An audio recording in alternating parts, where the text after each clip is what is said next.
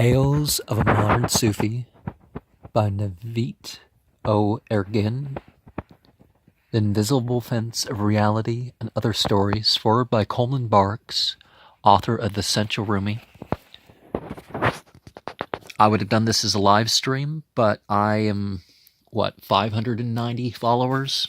So, I need more in order to go back to doing live streams from my phone and on the go, which limits me to how much I can even get out there for my channel, because I only have 50 minutes of video on the phone and can live stream for up to 2 hours.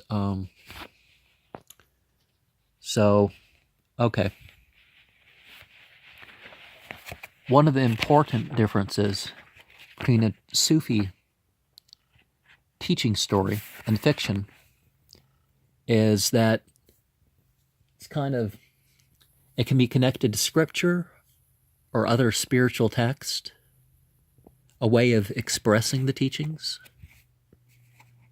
It can be a sort of surprising sort of way, sort of a method, life experience, fasting, all sorts of stuff can lead a person to produce stories that are beyond entertainment.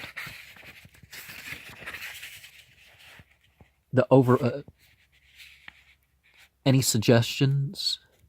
No wall around, the unemployed shaman, the purpose of creation is perception, the next harbor, county fairs, just like anybody else, old man, one for the road, kings and crickets, eyes, birds, bees, and attorneys, the day after, mirage, my brother Joe, or is it real, reflections, the answer, the arcade, the clown, the stone, the toy maker, transformation, apocalypse. So each one has a lesson, so let's, but I don't want to per se give anything too much away for somebody who might read these things, but so one thing that happens is, we think to our past and we think, oh, I don't want to be that person. But you were that person. That person has led to you to become what you are today. Or you could be like, well, you don't want to be like your old man, and then you realize you look more and more like your father and all that stuff. Or your mother, or that sort of thing. You realize that dream life, it can count to have a dream, and how dreams and the regular world overlap, and how our perceptions could be deceiving. How when we're trying to escape hardship or what's coming to us, it may reach us wherever we're at. One story, I got that point anyways.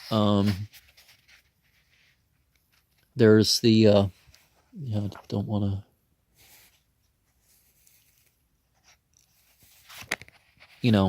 people, death is something that we should be willing to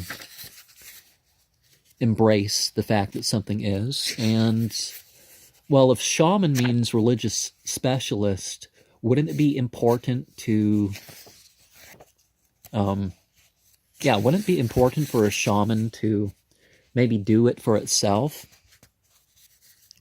I can understand people saying, just bring me the materials. Maybe let me have what's left over, and let's do this thing. I guess that's what I do on this channel. Well, if people wanted something specific, and it's like, well, mail me the materials, and I will put together that for you. But in terms of an art project, and I'm going to charge for the art project, but I'm not an amulet seller. There's been people who've wanted to buy charms and stuff from me. Well, produce this, and it's like, yeah, I know how to do some of that stuff, but I don't do that stuff for myself, so I'm not going to do it for others.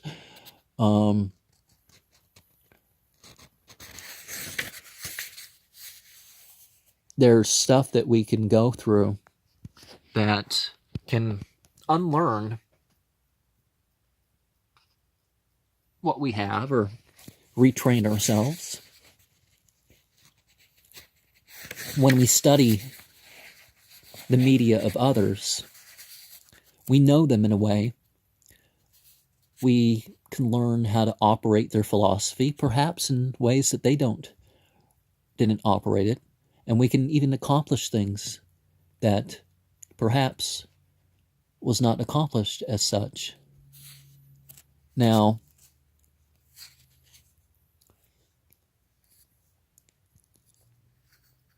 in the everyday parts of life, either it becomes extraordinary through being consciously made a spiritual act, or something else can happen, something very specific. And there's the shocks that happen in life, and there's the states.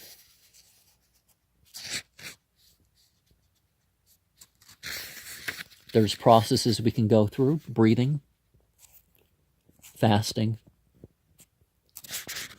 techniques of relaxation or excitement.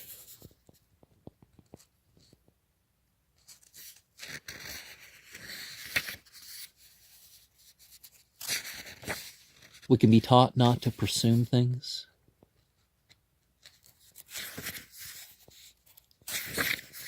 And I don't know what other point could be made, but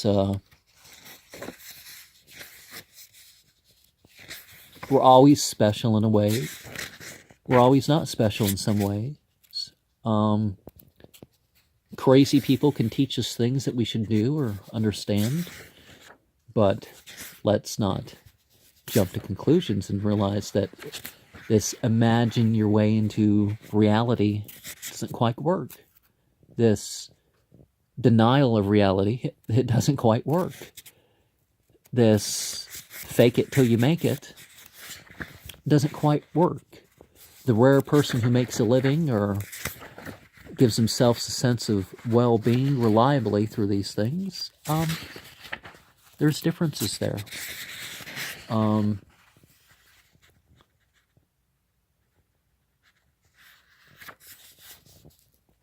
There's the warning about intoxications, what it can unleash in a person or how it can distort a person. We can look at how gifts that seem not so important, but they, the connection could be worth having. Or perhaps, like when children give us things, they know we can do something with it that they can't. Graven images can attract demons that will tempt a person and mislead a person. There's people that can try faith healing, and it can stop them from getting the help they need, or it can trick them into hurting themselves if they haven't actually verified that they've been helped. And I guess I should stop there. Assalamu alaikum wa rahmatullahi wa barakatuhu. May the peace, mercy, and blessings